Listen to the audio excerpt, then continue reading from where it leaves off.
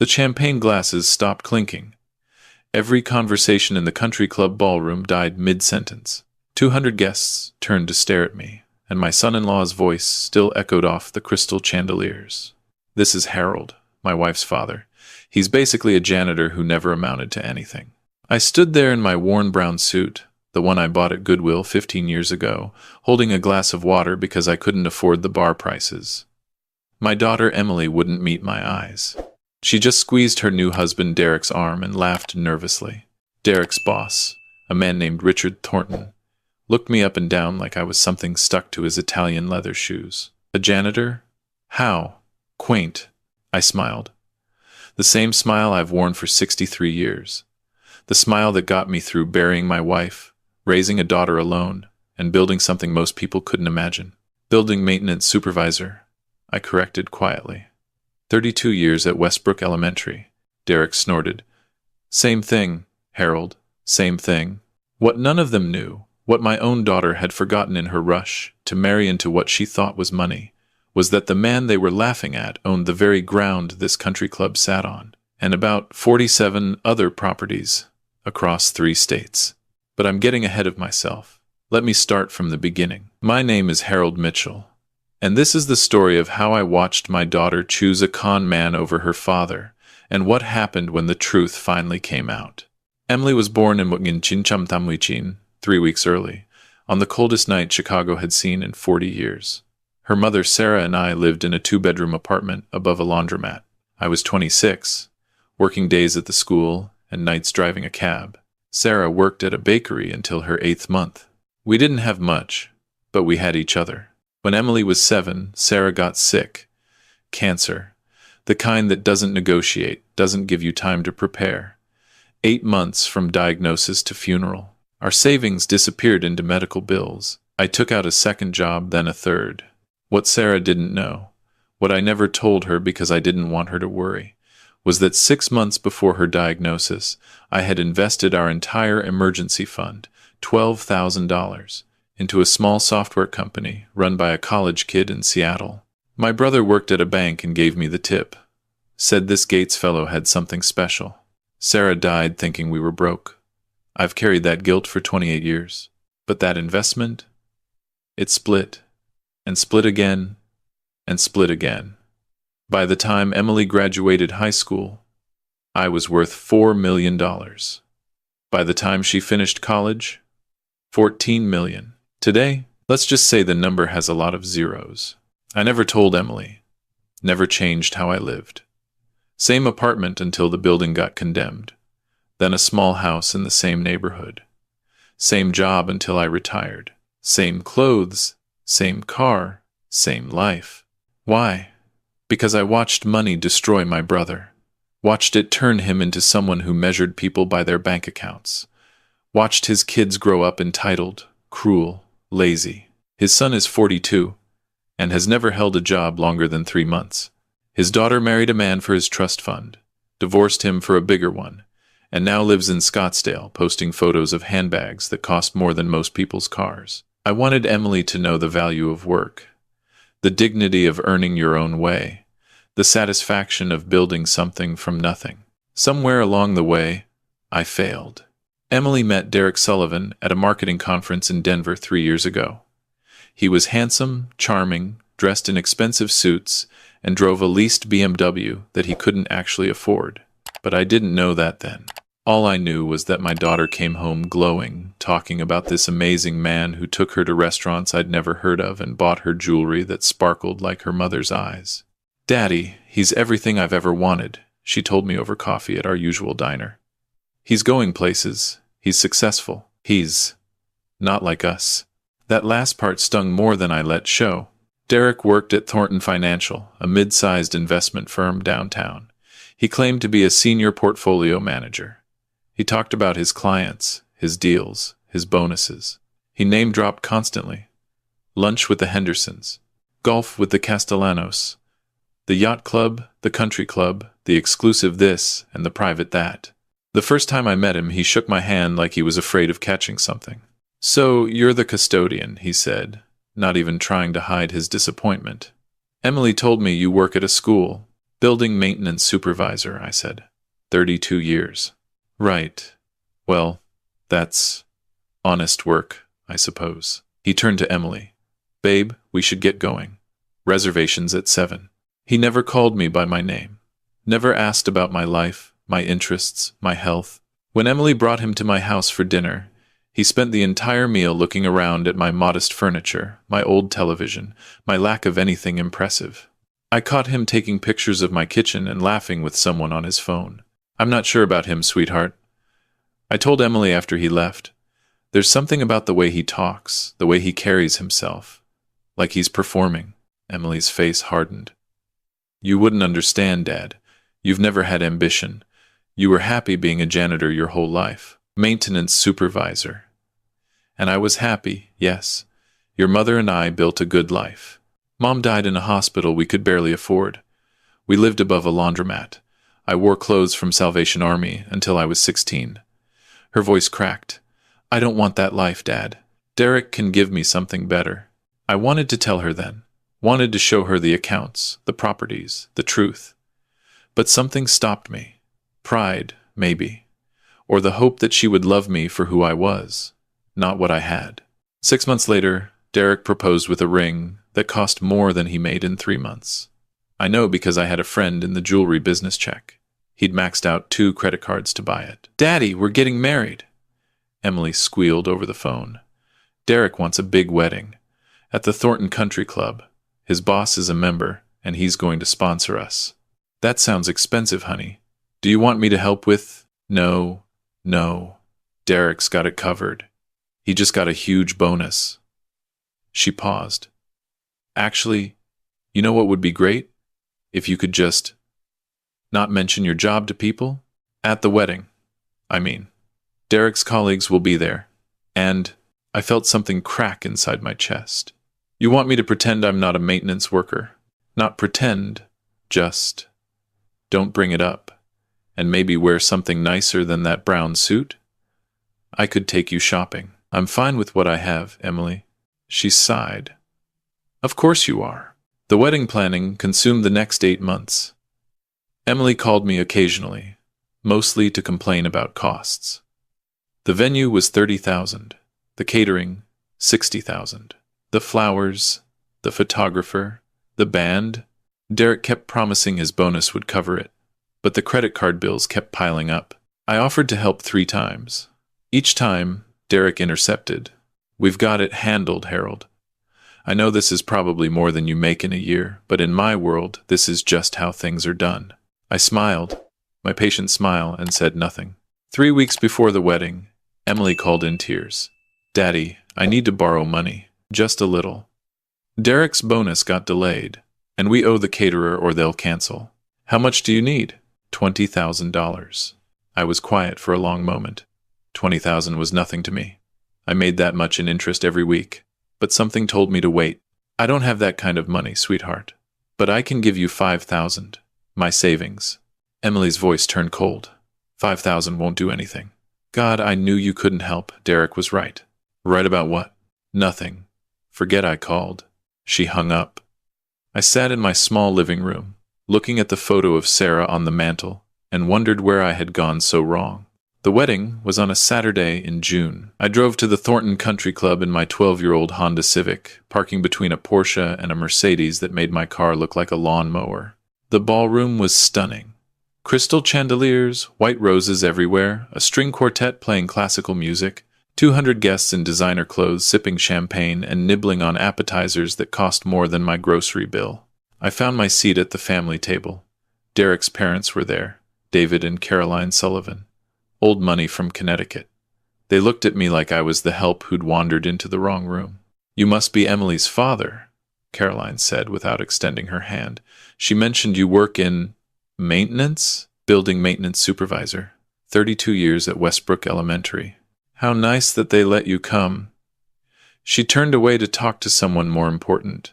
The ceremony was beautiful. Emily looked like her mother, radiant in white, eyes full of hope and love. I cried, and I wasn't ashamed of it. My little girl, the baby I had held on that freezing Chicago night, was getting married. During the vows, I noticed Derek's hands were shaking. He kept glancing at his phone during the readings. When the minister asked if anyone objected, I swear he held his breath. But the ceremony concluded without incident. Derek kissed Emily, and everyone applauded.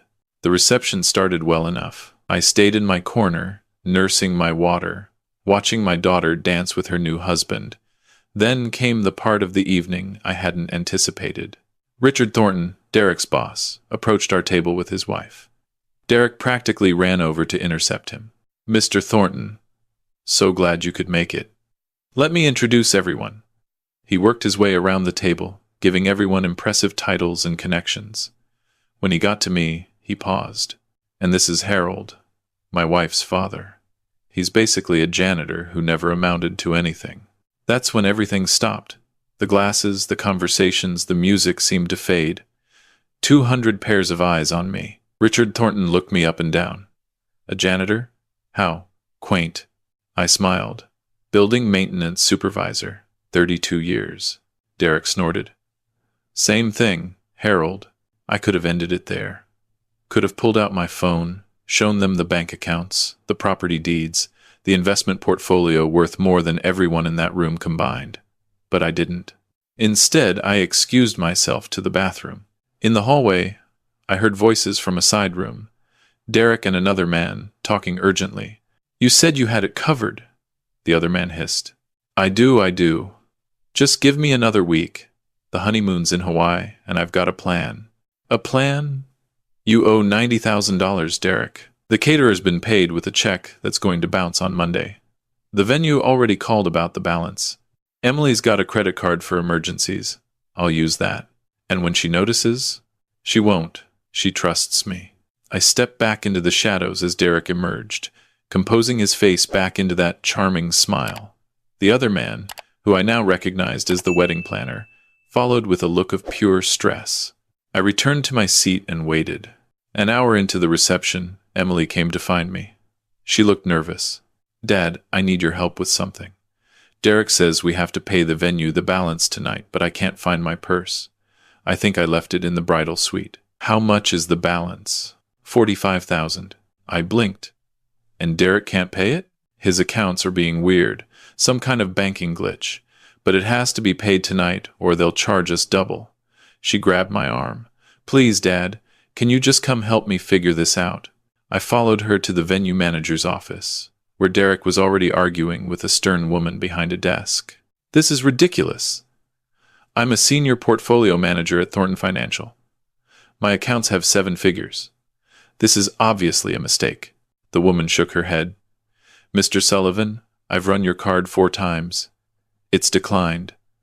The bank says there are insufficient funds." "That's impossible." Emily rushed in. "Derek, what's happening?" He put on his charming smile. "Nothing, babe. Just a mix-up. Banks, you know. Hey, didn't you bring your emergency credit card? The one your dad set up for you in college?" Emily nodded slowly. "Yes, but that's only for... This is an emergency, isn't it?" Derek's smile didn't reach his eyes. "Just this once. I'll pay you back on Monday." I watched my daughter reach into the purse she'd apparently found, pull out a card, and hand it to her husband. A card I had set up for her 10 years ago, with a limit of $20,000 connected to an account that I monitored regularly. Derek handed it to the venue manager with a triumphant smirk. "See? Problem solved." The woman ran the card. Then her face changed. "I'm sorry, this card has been declined as well. The bank is requesting that we retain the card. There's been a fraud alert." I had made 1 phone call from the bathroom. Just 1. Derek's face went pale. "What? That's impossible. Run it again." "Sir, I've been asked to retain the card. If you can't provide payment tonight, I'll need to speak with Mr. Thornton about the outstanding balance." "Thornton?" Derek's voice cracked. "Why would you talk to him?" "Because the club has a policy. When a sponsored event can't pay its bills, the sponsoring member is notified." She picked up the phone. "I'll need to make that call now." The next few minutes were chaos. Derek tried to grab the phone. Emily started crying. The venue manager called security, and through it all, I sat in the corner of that office, watching the man who'd called me a janitor come apart at the seams. Richard Thornton arrived within 10 minutes, still holding his champagne glass. His face was a thundercloud. "What is the meaning of this, Sullivan?" Derek started babbling. "Sir, it's a misunderstanding. My accounts are frozen because of some fraud alert. I'll have it sorted out Monday, I promise." Thornton turned to the venue manager. "How much does he owe?" $45,000, Mr. Thornton, plus the catering balance of $32,000. The caterer's check bounced this morning. Thornton's eyes went wide. $77,000. For your wedding? I can pay it. I just need time. Time? Thornton laughed, but there was no humor in it. I vouched for you, Sullivan. I told them you were good for it. I put my membership on the line. He pulled out his phone, and now I'm getting very curious about what else you might have misrepresented. Sir, please. You told me you were a senior portfolio manager. That you had a 7-figure portfolio. That you were closing the Henderson deal. Thornton's voice dropped to ice. I just checked with accounting, Sullivan. You're a junior analyst. You make $42,000 a year. And the Henderson deal? Henderson says he's never heard of you. The ballroom had gone quiet. Guests were peering through the office doorway. Derek's parents pushed through the crowd, faces white with shock. Derek, his mother said carefully, what is Mr. Thornton talking about? Derek's mask crumbled completely. He looked at Emily, at his parents, at the crowd of witnesses to his destruction. Then he did something I didn't expect. He ran, straight through the crowd, shoving guests aside, knocking over a champagne tower. He made it to the parking lot before security caught up with him. But he wasn't trying to escape. He was trying to get to his car, the BMW, the leased BMW that he couldn't afford. 2 police officers were already there, standing beside the car with serious expressions. It turned out that my phone call had triggered more than just a fraud alert. I had mentioned Derek's name to a friend at the FBI, someone I'd known for 30 years, who had been investigating a series of investment scams targeting elderly clients. Derek Sullivan had been stealing from his own clients, small amounts at first, then larger. Over 3 years, he'd embezzled nearly $2 million. Most of it was gone, spent on maintaining an image he couldn't afford. They handcuffed him next to his car while 200 wedding guests watched. Emily found me in the crowd. Her face was streaked with mascara, her beautiful white dress stained with champagne from the toppled tower. You did this, she whispered. You ruined my wedding. I made 1 phone call, Emily. The rest was all Derek. You were always jealous, always trying to hold me back. Mom would be so ashamed of you. I felt that old crack in my chest widen. Your mother would have seen through him in 5 minutes. Don't you talk about her, Emily screamed. You kept her poor. You kept us poor. And now you've destroyed the one chance I had at a better life. Richard Thornton appeared beside us. His face had changed since learning about Derek. He looked at me with something like curiosity. Mr. Mitchell, was it? The maintenance supervisor? That's right. How exactly did you know to call the FBI about Sullivan? I met his eyes. I didn't know anything for certain, but I've spent 32 years working around children, Mr. Thornton. You learn to spot liars pretty quickly. He studied me for a long moment. There's something about you, something that doesn't add up. He pulled out his phone. Would you mind if I made a call? Be my guest. Thornton stepped away. Emily continued to glare at me, tears streaming down her face. Around us, guests were whispering, some leaving, others staying for the spectacle. 5 minutes later, Thornton returned. His face was completely different now, respectful, almost nervous. Mitchell, he said slowly. Harold Mitchell. I just spoke with my friend at the Chicago Board of Trade. He asked if you were related to the Mitchell who owns the Mitchell Property Group. Emily snorted. My father doesn't own anything except a broken-down Honda. Actually, Thornton said carefully, according to my friend, Harold Mitchell is the sole owner of Mitchell Property Group, which holds approximately $800 million in real estate across the Midwest. He looked at me, including, if I'm not mistaken, the land this country club sits on. The silence that followed was absolute. Emily turned to me, her face blank with shock. What? I took a deep breath. Your mother and I made an investment before you were born. Microsoft stock. I never sold it. I paused. I never told anyone. $800 million, Emily whispered. You have $800 million. I have enough. That's never been the point. You let me grow up poor. You let me wear secondhand clothes. You let Mom die in that hospital. Her voice rose to a scream. You could have given us everything. I gave you what mattered. A father who was present. Values. Work ethic. I shook my head. Or, I tried to. Values? She laughed bitterly. I just watched my husband get arrested at my wedding. All because you made a phone call. All because he was a criminal, Emily. All because you chose to marry a man who called your father a janitor in front of 200 people. All because you were so desperate for money you never asked where it came from. She slapped me. Hard. The crack echoed through the ballroom. I didn't flinch. I just looked at my daughter, really looked at her, and saw all the ways I had failed her. All the ways I had tried to protect her from becoming spoiled, and instead had made her ashamed of her own family. I'm leaving, Emily said coldly. I'm going to Hawaii. The honeymoon is already paid for, with stolen money, most likely. I don't care. And when I get back, I never want to see you again. You are not my father anymore. She turned and walked away. Her footsteps echoed on the marble floor. I watched her go, watched her grab her bag from a table, watched her push through the doors and disappear into the night. Richard Thornton stood beside me. I'm sorry, Mr. Mitchell. If I had known.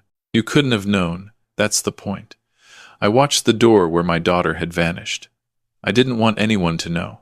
The next few weeks were the hardest of my life. Derek's arrest made national news. Investment manager arrested at own wedding. The stories painted Emily as either a victim or a co-conspirator, depending on the outlet. She didn't come back from Hawaii for 2 months. When she did, she moved in with Derek's parents, who had suddenly discovered that their son was not the golden boy they'd believed him to be. They blamed Emily. She blamed me. Derek, from his holding cell, blamed everyone except himself. I tried reaching out. Letters, emails, phone calls, all ignored or returned. 3 months after the wedding, I got a call from my lawyer. The Sullivans were suing me for defamation. They claimed I had orchestrated Derek's arrest to humiliate their family. They wanted $50 million. I laughed when I heard the number. $50 million.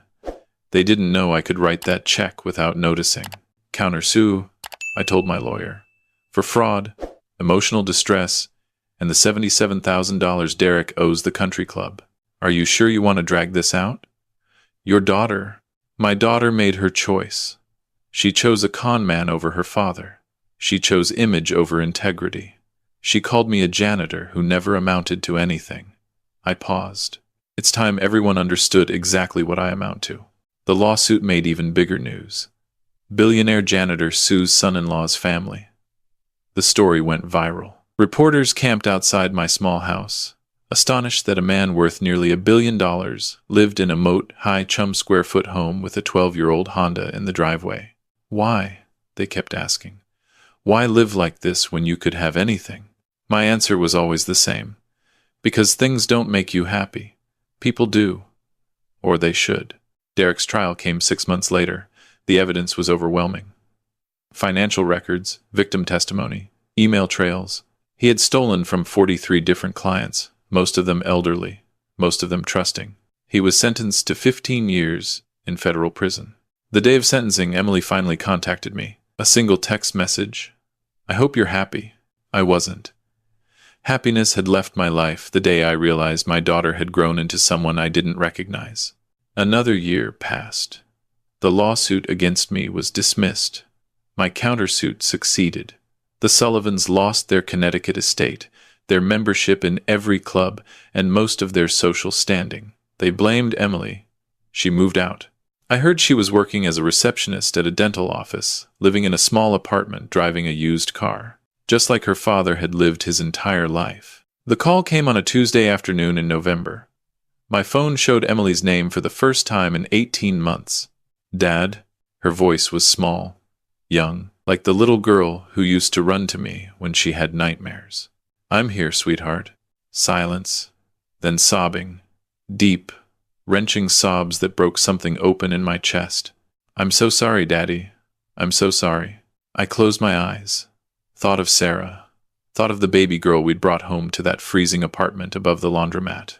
Thought of all the years I'd worked to give her a better life, not understanding that a better life wasn't about money. "Tell me where you are," I said. "I'll come get you." "You should hate me. After what I said, what I did, how I treated you. You're my daughter, Emily.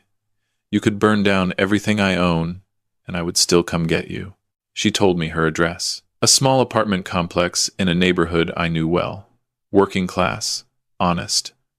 The kind of place where people looked out for each other. I drove my 12-year-old Honda through streets I'd known my entire life, parked in front of a building that reminded me of our old apartment above the laundromat. Climbed 3 flights of stairs to a door with a crooked number. Emily opened it before I could knock. She looked different. Thinner, tired. No designer clothes, no expensive jewelry. Just a woman in her 30s who had learned some hard lessons about what matters in life. "Daddy," she whispered. I opened my arms, and she fell into them like she was 7 years old again, crying about a scraped knee, needing her father to make everything better. We sat in her small apartment, drinking instant coffee from mismatched mugs, and she told me everything. How Derek had manipulated her, how he'd made her ashamed of her background, convinced her that money was the only thing that mattered, how he'd slowly isolated her from everyone who loved her. "I was so stupid," she said. "I had everything. A father who loved me, a good life, and I threw it away for a man who saw me as nothing more than a path to your money." "Did he know about the money?" She shook her head. "Not until the wedding. He genuinely thought you were broke.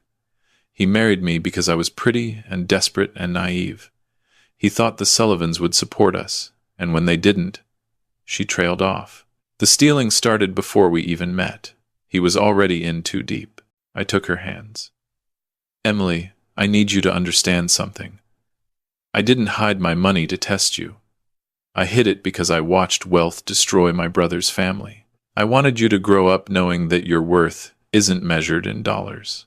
That being a good person matters more than being a rich person. But I grew up ashamed, Dad. Ashamed of our apartment, our car, your job. I spent my whole life thinking we were failures. And that's my fault. I was so worried about raising a spoiled child that I raised an insecure one." I squeezed her hands. "I'm sorry, sweetheart. I should have found a better way." She started crying again. "How can you apologize to me after everything I did?" "Because I love you.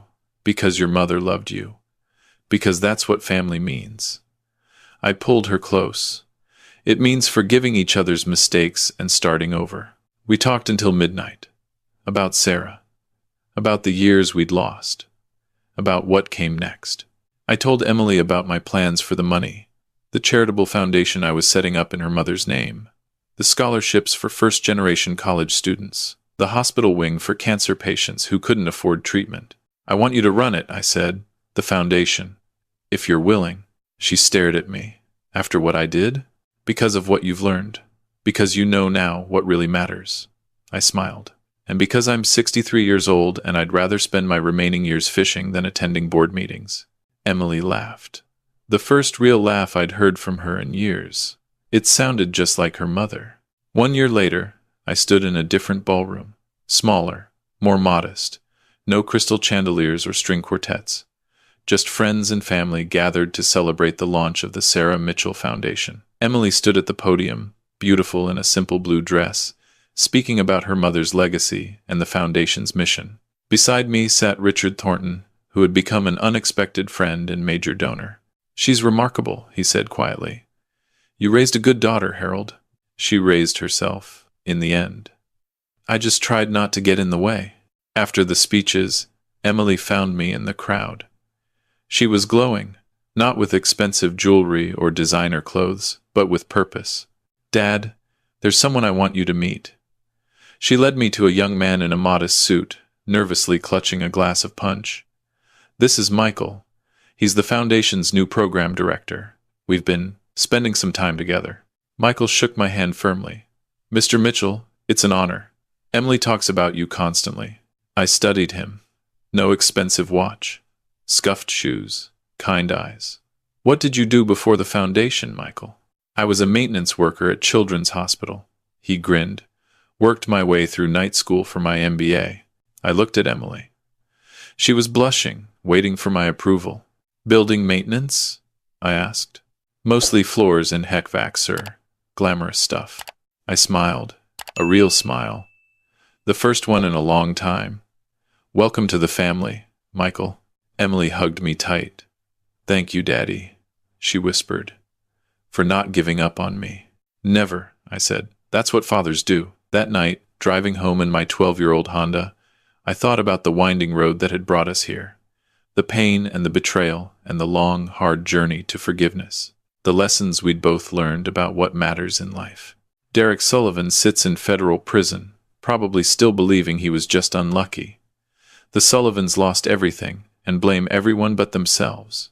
Richard Thornton learned to look beyond suits and titles when measuring a person's worth. And me? I'm still just Harold Mitchell. Building maintenance supervisor, retired. Father. Grandfather. Hopefully. Someday. Worth approximately $847 million. Living in a small house with a 12-year-old Honda in the driveway. Happier than I've ever been. Because I finally understand what my wife knew all along. The measure of a person isn't what they have. It's what they give. It's who they love. It's the legacy they leave behind. And that's worth more than all the money in the world.